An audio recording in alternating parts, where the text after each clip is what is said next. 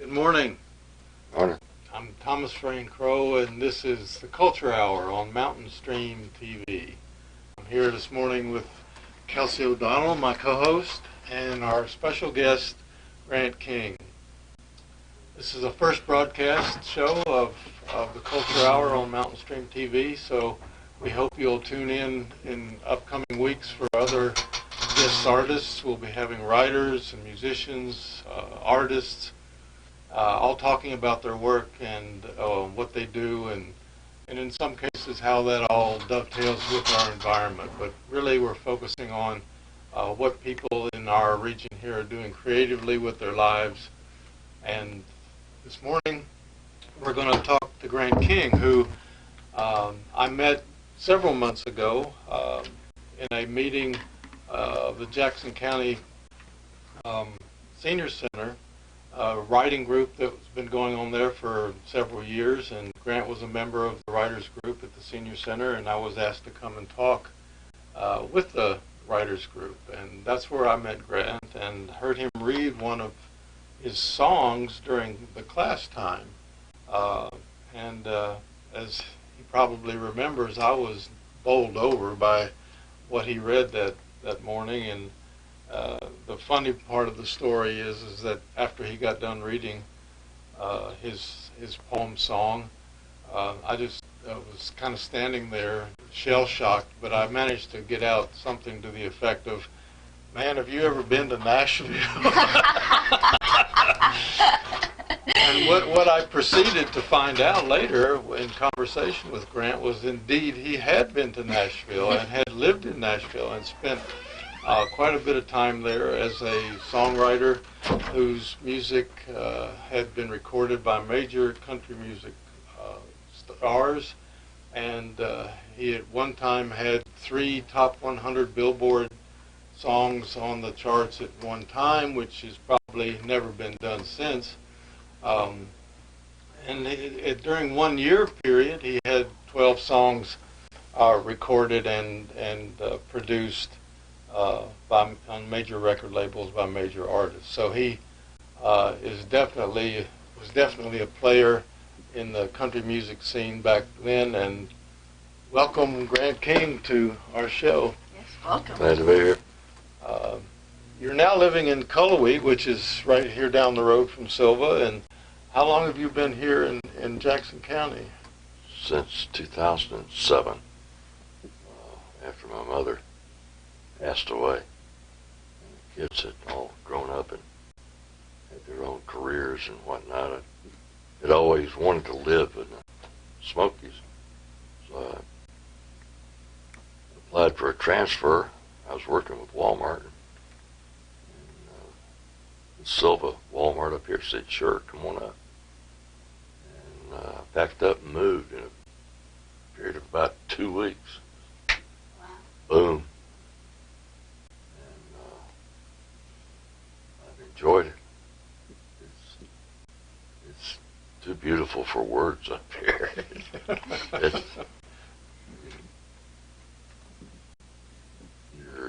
I'm in conflict trying to find words that are beautiful enough to describe what the mountains are. It's not an easy task. You can line up 1,000 words, and it doesn't measure up to one little scene of a spring trickling down the rocks. It's fun to write about, and it's also difficult to write about. Well, speaking of words, one of the things we wanted to do this morning was talk to you about your new book, which is Love Songs for a Country Lane, so that everyone can see it. There's the cover. On the back of the cover, the back blurb says, "Country music recording artist and former Nashville resident who once had 3 Billboard hits on the charts at the same time. Grant King was a close friend and collaborator with country music legends such as Chris Christopherson, Chris Gantry, and Eddie Rabbitt. He left Nashville, he says, too soon and moved to western North Carolina, where he still resides, writing songs and poems in Jackson County in the Great Smoky Mountains." So Tell us a little bit about the story behind this book. And is this a collection of poems that you've been writing over the years, or was this done recently? It's both. It's some of it are songs that I had written from the 70s, 80s, 90s. Never had them published. And a lot of it is new stuff that I owe from being a participant in the Senior Center in Jackson County. They have a fantastic senior center here, and the group of people in the writers group are more fun than the law allows. I would suggest if you have an urge to write or even consider putting your thoughts down, to stop in on a Monday morning, and we meet at 10 o'clock every Monday. And you'll learn a lot. You'll meet some great people. And part of my reason for putting this book out there was to get people back into the habit of reading and appreciating poetry, which today is just almost a lost art. You hear people's songs, but so many of the words are oh no, no, no, no, no, no, no, no. I got it, yeah. And the good old poetry is losing foothold in our society, and I'd like to help it come back. And I hope this book doesn't turn out to be a tripping stone for it, but I want people to understand the old poetry and to be able to do it themselves. It's fun. I enjoy it. I enjoy writing. I always had written songs from high school forward. Had a little musical group, and we played around at restaurants and parties and stuff. Me and my buddy Richard Washam and Tim Willis, Tim's sister Paula, and younger sister Kathy sang with us. We won the Southeastern Fair competition 2 years running. And only the second year they told us we couldn't get first prize because it would keep everybody from entering. So they gave us second place. But moved up to Nashville to go to school after high school. And went to an advertising art school. And got to picking around at night with some friends.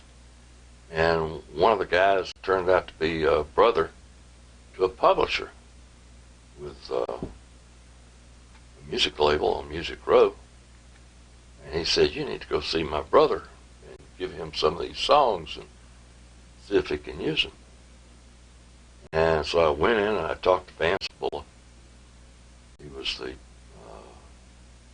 in charge of publishing with Chart Records Incorporated, which was an independent label. And they had some major stars, Liz Anderson, Lynn Anderson, Johnny Dollar, Anthony Armstrong Jones, Dave Peel, who at one point was with the New Kingston Trio, and still performs in Colorado today. And I don't know, a dozen other big artists that had Bill Carlisle at one time. Junior Samples, Chart Records brought Junior up from Cummins, Georgia. He was fun to be around. But I played my stuff for Vance. Vance gave me his ideas of how to write a song, which was basically keep it as simple as possible. And without going into a lot of detail, he just used the KISS method. And I was working on an idea that I brought back to him a week later, and it was recorded. A song called And Say Goodbye. And it was released. while I was in the music business for a couple of years only, it was released on 9 different occasions by 5 different artists. And then after that, there was the rest of them that I submitted.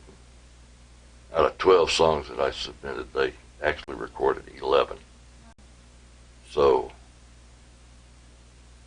I was getting a reputation on Music Row to have 3 songs at one time in the Billboard Top 100 and the Record World Top 60. And, it was fun, but I was always nervous because there was so many drugs around. Any given time you went to pick over at somebody's house, you're not necessarily picking with stars, you're picking with some people that are just wannabe stars. And they pull out some drugs and stuff, and it's about time for me to go. And I would hang around as long as I could feel a little bit comfortable. And after a bit, just Lieutenant Stoner in Nashville at the time was raiding houses and arresting everybody. He's got a lot of power still, evidently. I like the story that you tell about hanging out with Chris Christopherson and Chris Gantry, and tell us that story. Chris Gantry and I met up playing at a little joint called the Marketplace, and we enjoyed each other's company. And I loved his writing. Chris is a word master. He's still writing beautiful stuff today. He's got a song called Heaven Down that was suggested to him. The idea came up from a lady that's a friend of his, and he finished out the tune. And I don't know why that song hadn't been recorded by Dolly Parton or any major artist. It's just that pure. It's that good.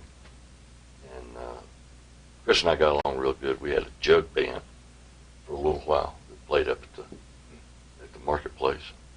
And we'd go over to this guy's apartment who was a janitor in, I believe it was Columbia Records, and worked at night.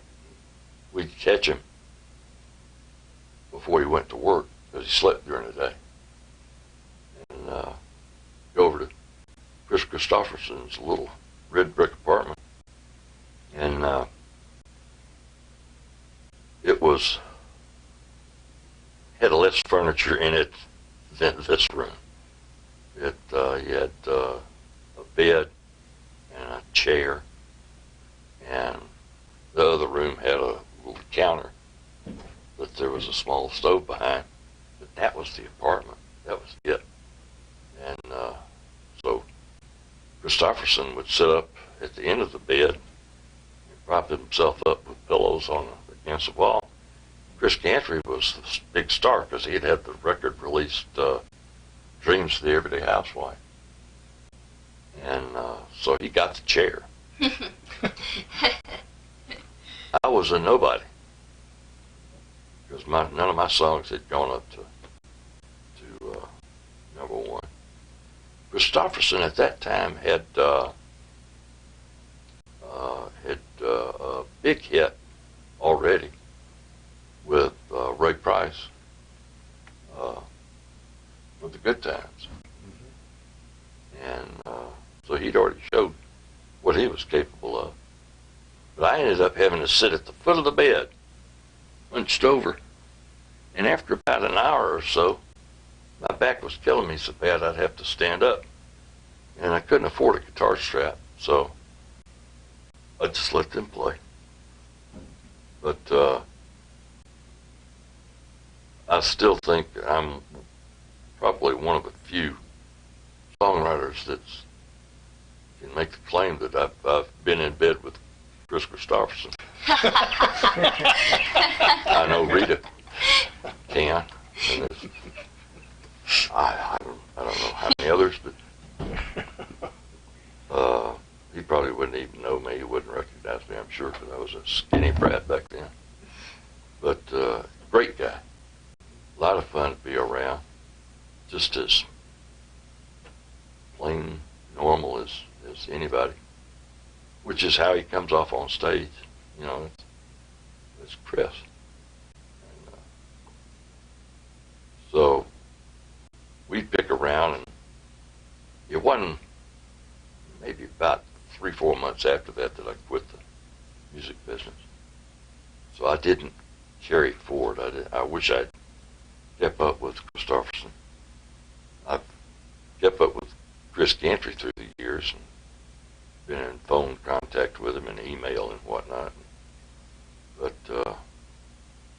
Christopherson's probably got so many people trying to get in touch with him. I doubt if he can afford to carry a cell phone. It'd be burning a hole in his pocket. But I used to run into all sorts of stars. Eddie Rabbitt used to come in to Chart Records office back when he was a skinny kid and was trying to get his songs published and was writing some of the most horrible stuff. Really sophomore, we fell in love beneath the moon. I remember it was a real hot June. I mean, I told him, I said, no, man, you gotta find a way to turn a phrase and say that without saying it, but say it another way. Somehow that makes it more colorful. And we picked around a little bit and swapped songs back and forth. As difficult as it was, but he stayed in the business. I'm out of the business 3-4 years later. Here's a song by Elvis Presley. This is written by Eddie Rabbitt. What? And then Eddie becomes a star. He's performing in Las Vegas, and New York, and on stage and whatnot. So if you stick to it, you know, it can be done.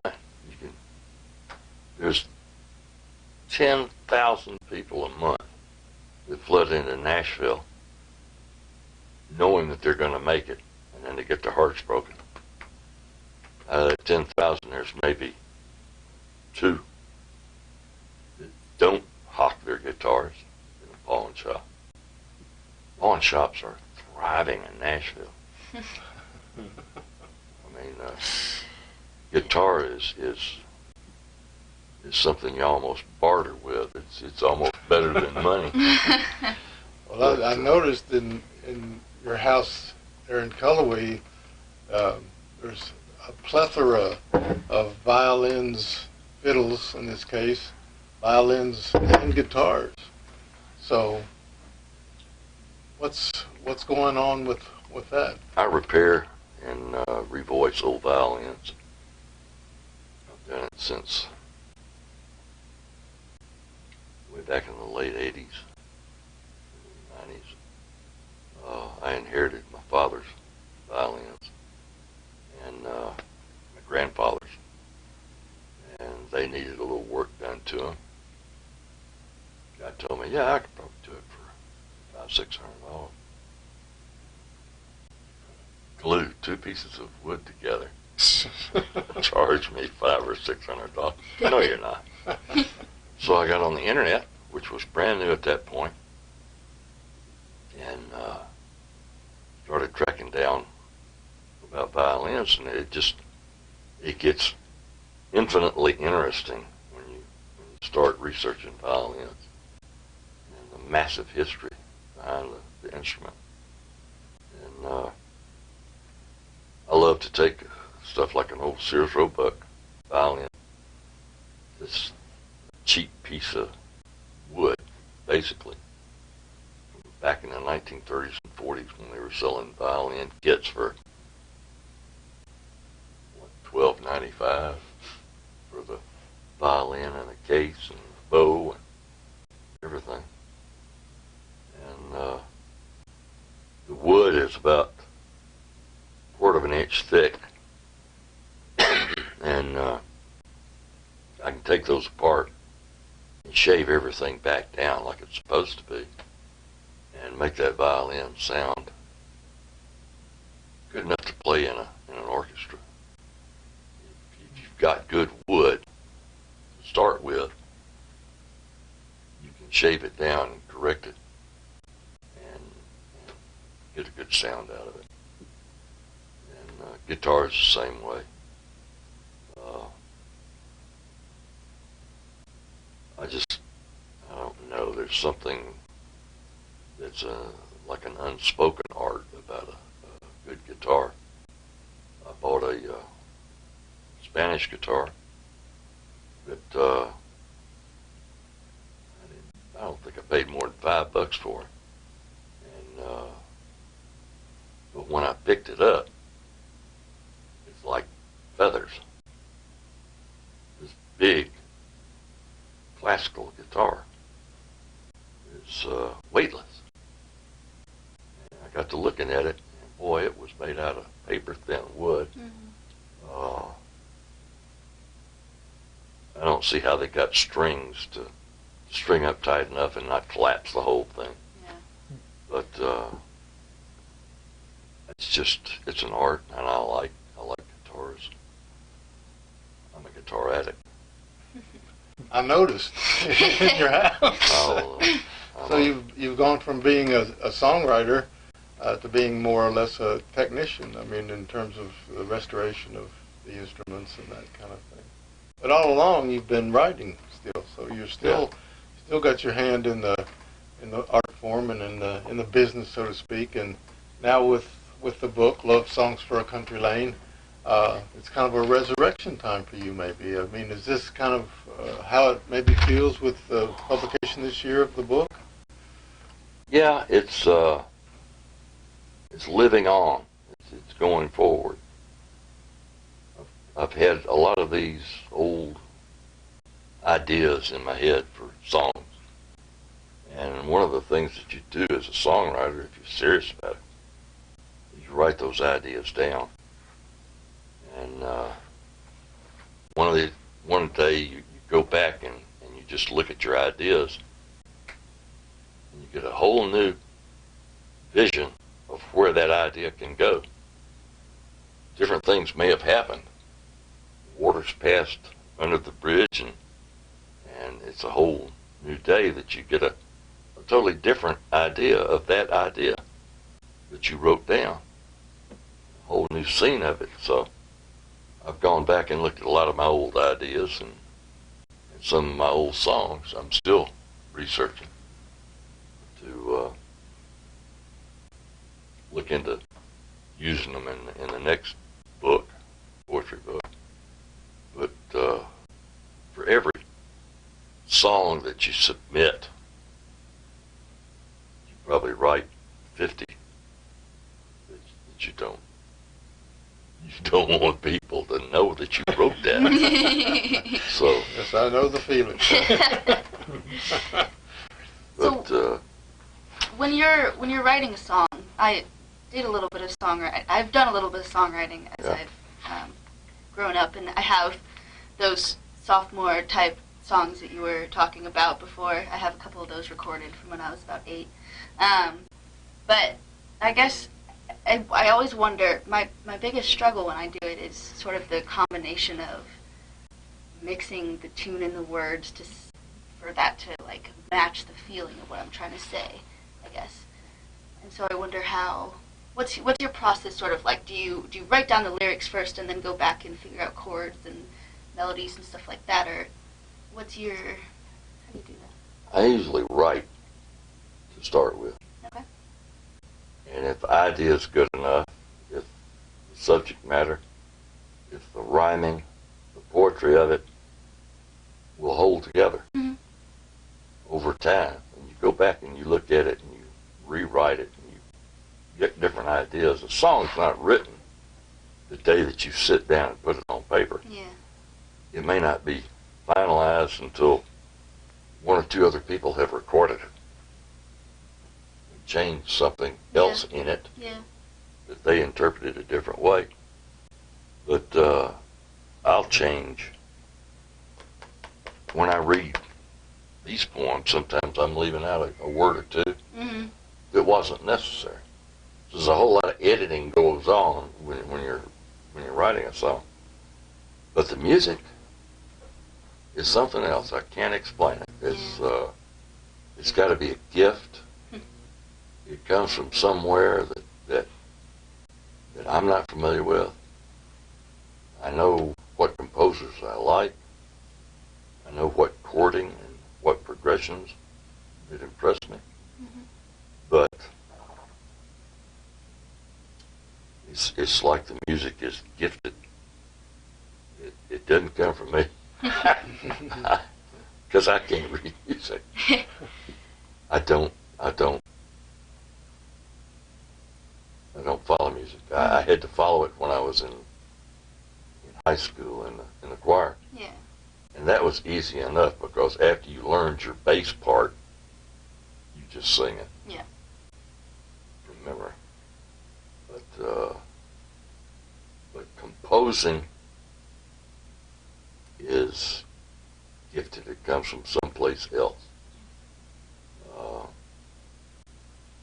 Not something you can teach, right? No. You can't teach a gift. Yeah. I sat down with my oldest daughter, Alice, and she had seen my name on some records at the house. Yeah. And her mom had let her play with her old 45 record player. And Alice grabbed up some of my records and put on there, and she noticed my name spinning around. And she said, "I didn't know you were a songwriter."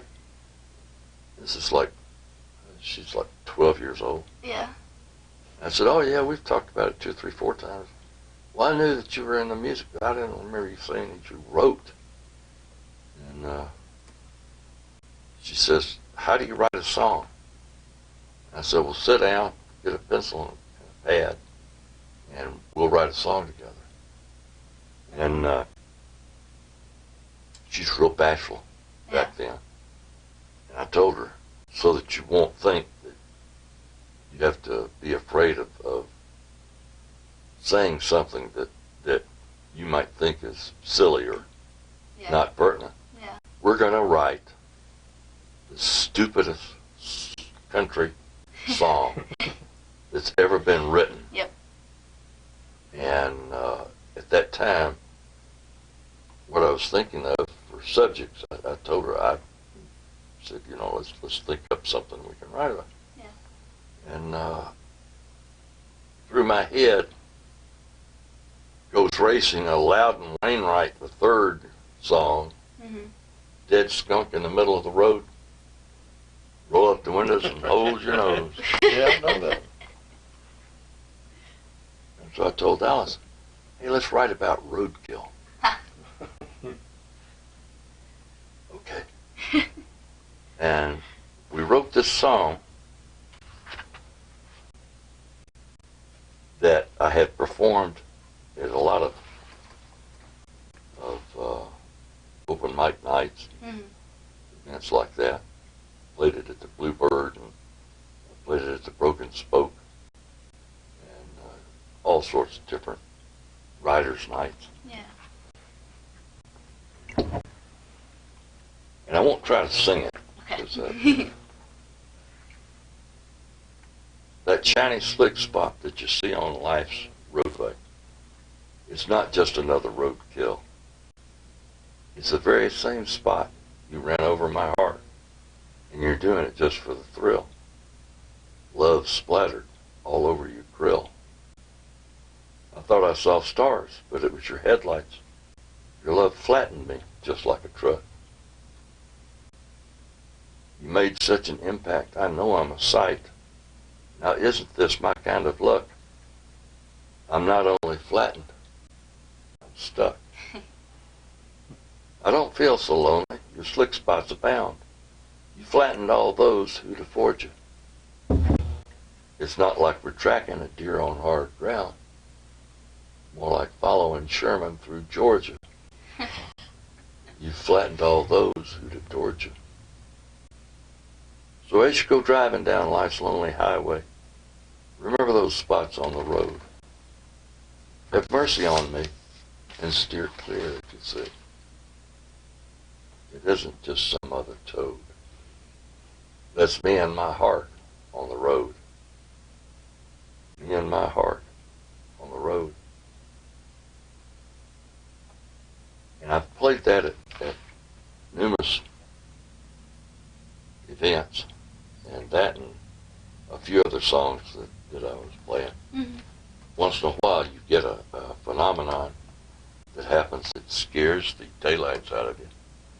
My buddy Richard Washam has seen it happen. He came up when Belmont College had asked us to perform at a big student rally. And Cliff Williamson, the owner of Chart Records' son, was going to Belmont at the time. Mm-hmm. And so we were supposed to perform we were going to provide the entertainment. And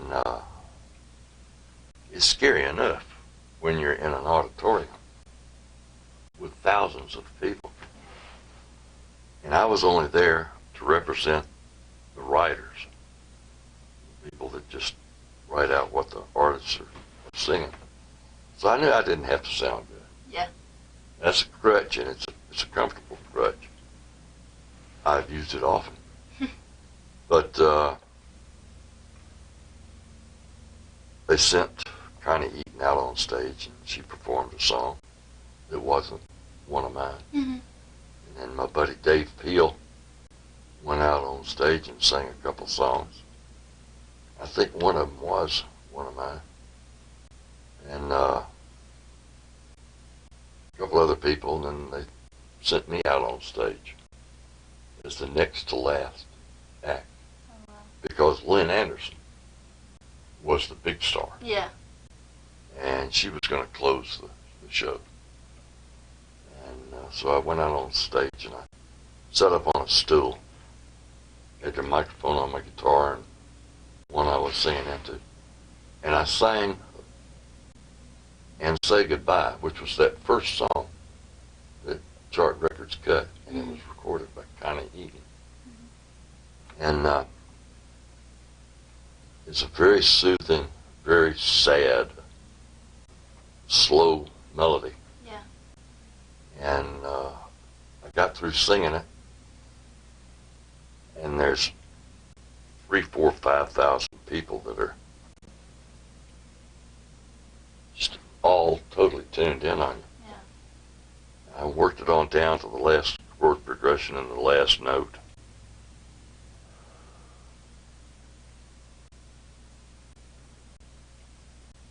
Not a sound. No applause, no clapping, no whistles, no nothing. And I said, thank you. Got off the stool and started to walk off stage, and the place exploded. Yeah. They were totally mesmerized. They were so far back in their theater seats in their brain, yeah, watching all this stuff that I was describing, that they got lost in the movie. Yeah. Mm-hmm. And that's one of the greatest compliments, really. Oh yeah, that silence. Absolutely. Scares the daylights out of it. It does. Yes. I walked off stage, and they kept applauding. They wouldn't shut up. And Cliff said, you got to go back out and do an encore. They're not going to stop. So I went back out on there, and I told him, I said, I haven't prepared anything, so I'm just going to play it from the bridge out. Okay, yeah. So I played the bridge, played the last verse of the song, played the thing out, walked off stage. Thank you. Everybody's applauding, carrying on, whistling, going after it. And Lynn Anderson's back in the corner, absolutely fuming. She's so mad, she's ready to catch on fire. And so Cliff walks out. He says, "You think that's good?" And we got Lynn Anderson. Yay! And everybody applauded. And he came out and sang her song. And got through with it and applauded. And, everybody's clapping and whatnot. And she didn't get an encore. She said, "Thank you," and walked off the stage and was ready to go back, and everything died out. But that is an unnerving situation when people enjoy your writing so much that they literally get hypnotized. Yeah. They get lost. And Did you include that poem in your book? Is that one in here? The one that you performed that night? and Say Goodbye, no. It's not, It's in, not the in book. It's not in the book. One of the things I wanted just to add to when you were talking about your writing process and how it works for you and the feelings. When I was first reading some of your early songs, I was struck by the masterful use that you had of iambic pentameter and rhyming and rhythm, and how flawless they were. I mean, it was poem after poem, different rhythms, different rhyme schemes, but flawless. A lot of times you'll pick up something by somebody who's trying to write something in rhyming verse, and there'll be a hitch in the rhythm or a hitch in the rhyme. They'll miss a beat, or they'll add a beat when it doesn't need to be there. But when I was observing that in your work, I got to a point where I was trying to find those missing beats, and I couldn't find them. So that impressed me very much. And so maybe you can read us another one that. How about Ghost Town? This is one of the songs that was reproduced in the Milestone magazine for Southwestern College. I've never been to a ghost town, so a lot of your writings and subject matter can be things that you've never done before. It's just your imagination, what you've seen and heard. The old boards are bleached in the bright devil's sun. Their corners are rounded by sand. Tumbleweed bushes are back on the run, and they're racing down Main Street again. Doors swing open and old hinges creak. The tin roof on the top flops around. 100 years back it had started to leak, back before everybody left town. The mines are played out. The stagecoach shut down. The railroad passed by to the south. No jobs for the few that straggled around when they left to put food in their mouth. The rattlesnakes stayed and the lizards are there. They hide in the shade, so you never could tell. At night they come out for the cool evening air, when it's quiet as the sand in the well. Then the yellow moon shines and the sky black as ink, and the wind plays tricks in your head. The piano plays soft, and the glasses still clink. This ghost town belongs to the dead. I think people think that it's easy to write a rhyming poem, and I grew up with my mother reciting poems to me at night at bedtime, and there was mostly the Old English rhyming children's verse, and I thought, well, I love this stuff, but I could probably do this. So I started scribbling when I was young, and I could make a rhyming poem, but to make a really good rhyming poem with imagery that really captures you and keeps you in that moment is very, very hard. And I've noticed that your poems and your songs have those qualities, almost every single one of them. Maybe I'd like to go back a little bit to when you were talking. I know that you've done some public events to speak about your book and promoting the book, and you talked about wanting to go into the schools and talk to students about, like you were talking, the old way of writing poetry and the values and the process of doing it in those kind of ways. And Kelsey is a student, and she's a writer. And so if you went to Duke University to talk to a group there, what would you say to them in terms of your ideas about embracing poetry the way that you do? Well, you can write about anything. People, a lot of times their first comment is, "Oh, I can never think up stuff like that." Yes, you can. You're thinking it all day long. Doesn't matter how bland it is, how dull you might think the subject is. Everything can be written about, including this coffee table. There's a lot happened on that coffee table, and it's got a life like a lot of us. You can turn that coffee table into a human if you write it with a lot of thought and a lot of feeling. But it's cathartic. The process of writing releases a lot of good feelings and a lot of relief in a person. I think that's a lot of what our youth needs today, is some way to take their energy and focus it on something that makes them feel worthwhile. And however simple, the most simple thought that you have, write it down, and you can rhyme it, you can study it, you can come back to it tomorrow. If it doesn't make sense today, put your heart in it. I had, talking about artists, I used to have conversations with Lori White. We'd run into each other from time to time. And her husband,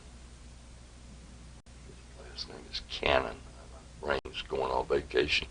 He's a famous songwriter. He's a very good songwriter. And so is Lori. But she was having a conversation with Janice Ian about how to write a good song. And Lori wanted to write about what she knew. She said she was more comfortable writing about topics that she was familiar with. And Janice said, "No, you gotta make stuff up. You gotta stretch out, write about stuff that you don't know." And Lori went home, was talking to her husband, and he said, "No." He said, "To write a really, really good song, you got to write about stuff that you don't want people to know. If you want to write the truth." And so when you're writing, you're going to be putting in, if you write that way, you're going to be putting in some of your weaknesses, some of your shortcomings. And it's not hard if you write much at all, so for some of that to come out. And when I hit one of those poems that doesn't quite match up, that's one of my shortcomings. Didn't know you had. Yeah, that's my mistake so much. But I'd like to see the youth get into writing. The way I was brought into it was reading literature. I don't know if they are that heavy on literature in the high schools nowadays.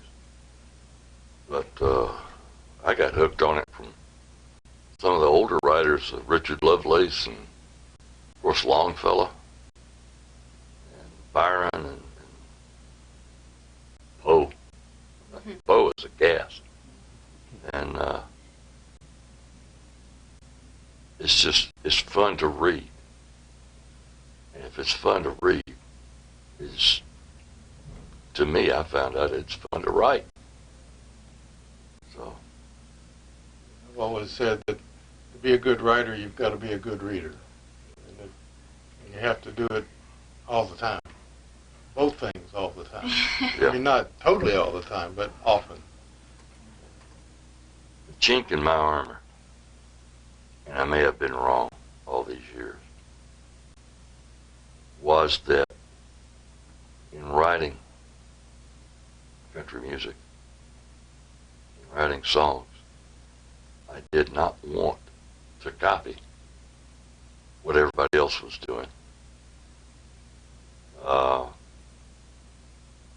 So I didn't listen to that much country music radio. I still don't.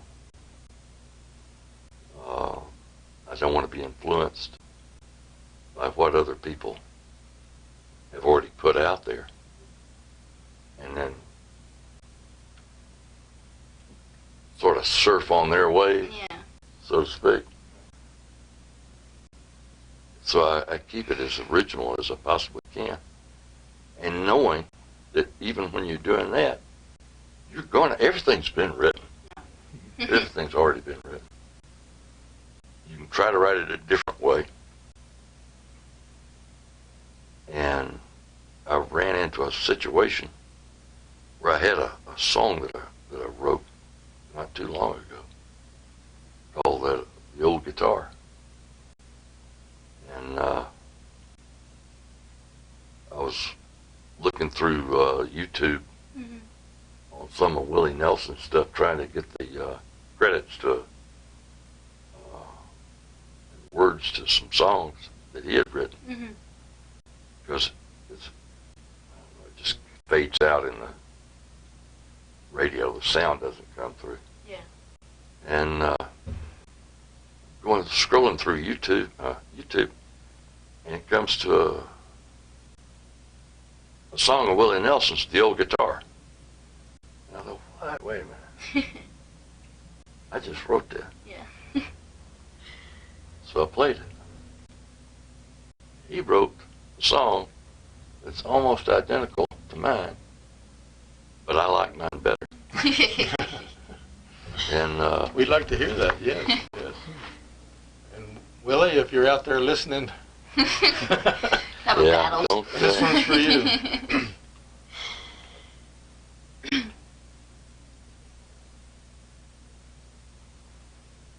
I'll have to find it. Go ahead. Keep everybody happy while I'm...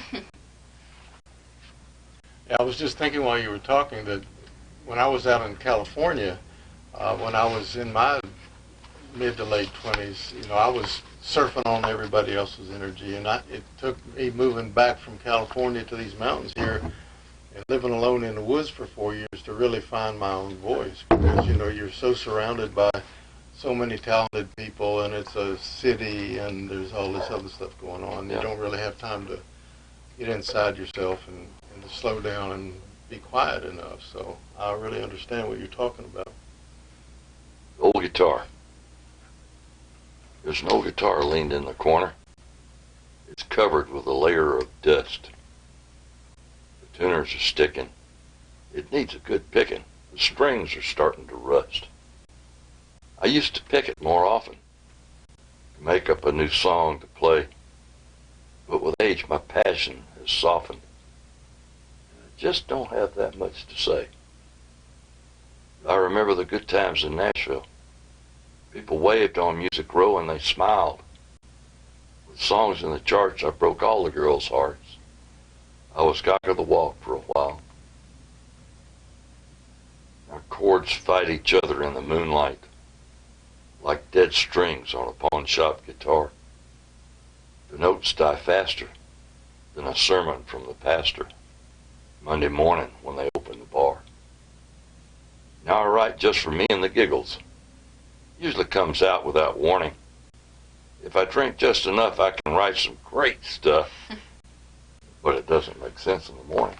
It goes back through the chorus again. I remember the good times in Nashville. People waved on Music Row and they smiled.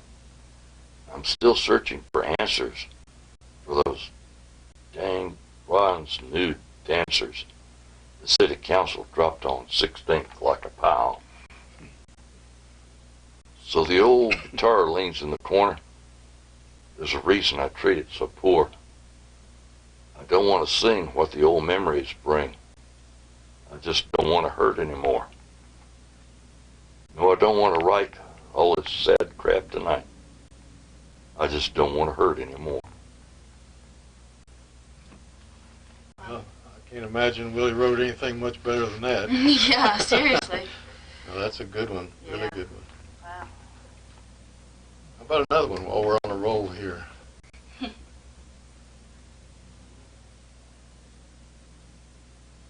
Mountains of North Carolina. Nothing but stars out my window. Nothing but trout in my creeks. December through June, the fog lifts by noon, rushing tears of God's joy on its peaks. I'm through with the asphalted cities, concrete canyons that go on for miles, and the same row of houses with duplicate spouses, bragging on their 1.3 childs. Just give me the high mountain meadows, deep hollows, enfolded between, and clouds as they pass through the tall, flowered grass. It's the prettiest view I've seen. When time comes to meet with St. Peter, I'll make that transition just fine, as long as heaven's as green as half what I've seen in these mountains of North Carolina. Smoky Mountains, North Carolina. Yeah, we're certainly blessed to be in a beautiful place, and it's attracting an awful lot of interesting and creative people. As our audience will see in the weeks to come, we'll have numerous guests from different genres. Some of the people are natives from these mountains, and some will be people who have moved here from somewhere else. I know, Kelsey, you're from San Francisco. I am. And you're a student at Duke University, and how are you liking the mountains? Oh, man. I love the mountains. How could I not love the mountains? It's, like you said in your poem, one of my favorite things is waking up to the fog in the mountains, because where I'm staying is up on a hill, and it's definitely just absolutely the most serene and beautiful sort of thing. And it is really inspiring. I keep wanting to go out and hike and write at the same time, and I've been very inspired to do a lot of artistic things while here. I've been painting and crafting and doing all this stuff that I don't normally do, and I really do think part of that is just the inspiration of the beauty of the mountains and the serenity that it brings. And which is one of the purposes of this program and this station, and the Canary Coalition's work too, here in the mountains. And it's wonderful that these mountains and the energy of these old mountains are attracting people like Grant and yourself and many other creative, artistic people that we'll be talking with in the weeks to come. You got another one for us, Grant? Yeah, I've got a couple more. All right. Old Bridge Road. There's a graveyard down off Old Bridge Road on a mound back under the trees, safe from the Okefenokee and the gators and cypress knees. No one knows who's buried there. Bare stones tell no tales. No families ever lived back there. There's no roads, no paths, no trails. I've been there in the daytime, and it still didn't feel too right. Nothing but moss and crawfish holes. I'm sure not going back there at night. It's not too far from that old bridge where the waters run cool and deep, and where the wind blows up from down behind. You'd swear you could hear them weep. I still fish the old bridge after dark, and I probably always will. But when you feel feet on the boards behind, that's when you sit real still. You know, one of my favorite poems or songs from this collection is one of the ones that was recorded, I think, many times. It's called Crimson and Blue. No, that wasn't recorded. That's a newer song. Is it really? Yeah. I'm thinking of something else then, but I do like it. And maybe there's a one that's very different from that right before it called Cheap Motel Soap, which I really like a lot. And it's a lot of fun. So Yeah. you can see the variety of things in this collection. Love Songs for a Country Lane. Humor, serious, love songs, the whole 9 yards. One of my favorite is, and I'm going to record this and I'll get this on YouTube one way or the other, is a song called Floor. Yeah, read it to us. It's stupidly simple, so keep that in mind. Floor, oh floor, my dearest friend, I'm back to visit once again. You're my bestest friend of all. You always catch me when I fall. Her heart rejects me, threw me out. I'll never know what that's about. Just drag me home and shut the door, and I'll lay with my old friend once more. The wine, it tricks me. Let it pour. And for a time my thoughts will soar. Then slowly as the room will spin, I'm down here with you once again. There'll come a day, perhaps not long, when all my rights meet all my wrongs. When spirit leaves, my soul will climb, and I'll lay with you one final time. Should heaven's gate assess my sins, I'll beg, I'll plead, please let me in. I know there's room for just one more. We'll gladly sleep on heaven's floor. Floor, oh floor, my dearest friend, I'm back to visit once again. You're my bestest friend of all.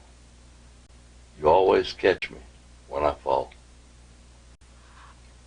It's a great example of being able to write about literally anything. Yeah.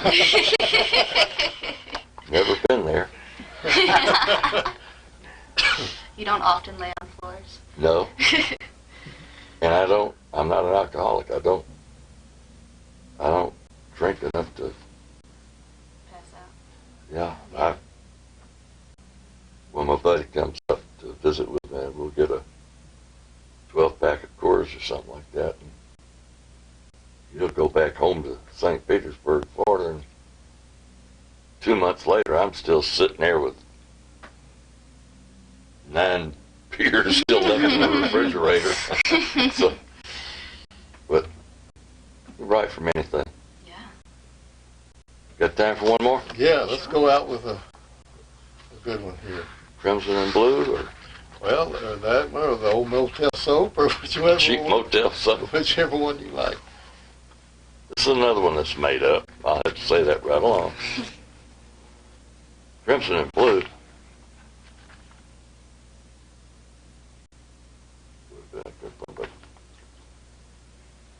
Cheap Motel Soap. She came home smelling of cheap motel soap. There wasn't too much I could say. I knew the smell from my traveling. She had traveled too far in one day. So I complimented her new perfume and told her it smelled so sweet that I'd smelled it before as I shopped store to store. Lots of ladies were wearing it on the street. I could have done something ugly. Her cheating drove me to the brink. But I left her in peace in her own sin and grease, and left 10 motel soaps on her sink. She can't wash away all that cheating, or the lies and despair and lost hope. It takes more than just rinse and repeating. It takes more than just cheap motel soap. That's fun. Let's read Crimson and Blue. We want to go out on that one. Okay. On a positive note. At the end of the day, when the light slips away and the skies turn to crimson and blue, with the day safe behind me, the evenings find me alone as they usually do. And it won't hurt a thing if the phone never rings. I'll remember old times with a tune of the softest red hair and blue eyes. It's unfair as the evening passes so soon. It's a pretty good bet I may never forget. I try not to fret, yet I do. I can't put her behind me when skies still remind me how much I'm enjoying the view, remembering her crimson and blue. On that great note, I just want to thank our guest, Grant King, for being with us today on the Culture Hour, and thanking for Kelsey, my co-host, and all of you out there listening and viewing this morning. Please come back again. We're going to be doing live broadcasts the first Monday of every month. We'll do some Friday, of every month, and we'll be doing some recorded interviews, which will also be broadcasting, and there'll be an archive of Grant's time with us here today, in case you missed it and want to go back or revisit our program in the future. So join us again for the Culture Hour on MountainStream TV. Our sponsor this week is Shelton Farms in Whittier, North Carolina. So check that out, and check us out again, and we'll see you next time. Press stream.